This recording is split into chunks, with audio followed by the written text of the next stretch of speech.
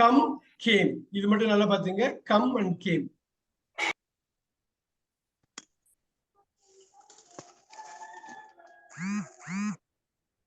இப்ப சொல்லுங்க. இப்ப நான், ஐ, கம் என்ன அர்த்தங்க?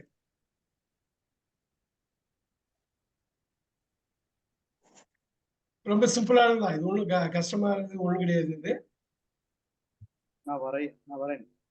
இப்ப பாருங்க,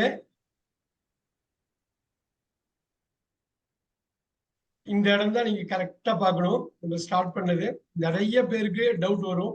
என்ன பண்ணலாம், 6 hours இதை பண்ண முடியுமா?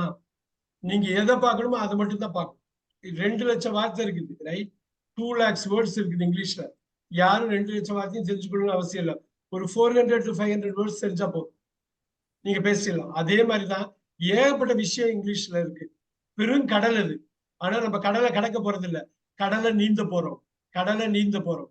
நீந்திடலாமா? கட்டாயமா நீந்தலாம். திருப்பி நீந்தி வந்து திருப்பி கரை சேரலாமா? நிச்சயம் கரை சேரலாம். நீந்துறது தான். இப்ப பாருங்க, நான் வருகிறேன். இது நோட் பண்ணுங்க, என்ன வித்தியாசம்னு சொல்றேன் நானு. இப்ப நான் போட்டுக்கலாமா? நான் வருகிறேன். பாருங்க,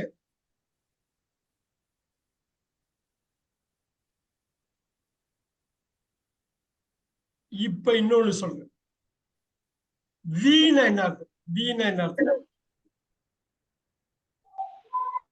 யாராவது சொல்லுங்க, வீணா என்ன அர்த்தம்? நாம். இப்ப பாருங்க, அதே கம் போடுற, நல்லா பாத்துங்க. தமிழுக்கு ஆங்கிலத்துக்கு இங்கதான் வித்தியாசம் இருக்குது. வி கம்னா என்ன அர்த்தங்க?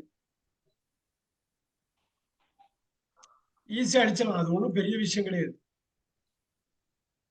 நாங்கள் வருகிறோம். நாங்கள் வருகிறோம், நாம் வருகிறோம் போடலாமா?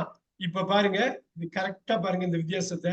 அதே கம்முதான், அதே கம்முதான். ஆனா வருகிறோம்னு மாறிடுச்சா? ஆனா இங்கிலீஷ்ல வந்து கம் அப்படியே இருக்கு பாருங்க. இங்கிலீஷ்ல கம் அப்படியே இருக்குது. ஐக்கும் கம்மு தான் வருது, வீக்கும் கம்மு தான். இப்ப இங்க நான்னா வருகிறேன்னு மாறுது. அதே கம்மு வருகிறோம்னு இங்க மாறுது. நல்லா நோட் பண்ணிக்கிங்க. Note it down. நான் என்ன சொல்ல வர்றேன் அப்படிங்கறத நோட் பண்ணுங்க. நான், இந்த அடிப்படை வித்தியாசம் புரிஞ்சா போதும், ஆங்கிலம் வந்து எவ்வளவு ஒரு சிம்பிளான மொழி அப்படிங்கிறது தெரியும். ஏகப்பட்ட வார்த்தைய ஒரே ஒரு வார்த்தையில சுருக்கியிருப்பாங்க. தமிழ்ல பாருங்க, நல்லா பாருங்க. நான் அங்க போறேன், go with that, நான். இங்க நாம்னு போடும், நாங்கள்னு போடலாம், நாம்னு போடலாம், ஒண்ணும் தப்பு கிடையாது. இங்க நல்லா கவனிங்க, நாம்.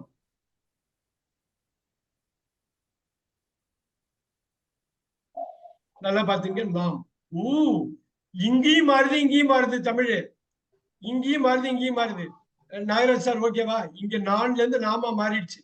வருகிறேன்ல இருந்து வருகிறோம். ரெண்டுமே மாறி இருக்கு பாத்தீங்களா? ரெண்டுமே மாறி இருக்கு பாத்தீங்களா? ஆனா இங்கிலீஷ்ல கம்முன்னே இருக்கு பாத்தீங்களா? கம்முனே புரியுதுங்களா? வருகிறேன், வருகிறேன். நீ வருகிறாய், நீ வருகிறாய். பாருங்க, யாராவது சொல்ல முடியுமா? நீ வருகிறாய். நீ வருகிறாய். You come. You come. Wow. இங்க வருகிறாய்க்கும் கம்மு தான். நல்லா பாத்துங்க. இந்த ஒரு லைனை மட்டும் ரொம்ப முக்கியமா பாருங்க. இங்க வருகிறோமுக்கு கம்மு, இங்க வருகிறாயினாலும் கம்மு தான். இதை அப்படியே நீங்க நோட் பண்ணிக்கிங்க. நான் என்ன சொல்ல வரேன்னு நீங்க ஈஸியா கனெக்ட் பண்ணுவீங்க. வா, வருகிறாய். நல்லா பாத்துங்க, வருகிறாய். இதுல போடலாமா? நீன்னு போடலாமா? நீன்னு போட்டுக்கலாமா? ஈஸியா போட்டுக்கலாமா? எஸ்.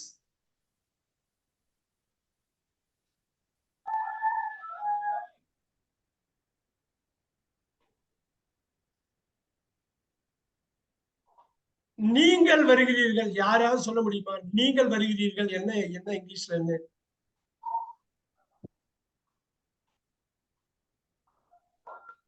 You are coming. நீங்கள் வருகிறீர்கள். அது ஆர் கமிங். ஒரு மணி நேரம் கழிச்சு பார்க்க போறோம். ஒரு மணி நேரத்துல வந்துரும். யூ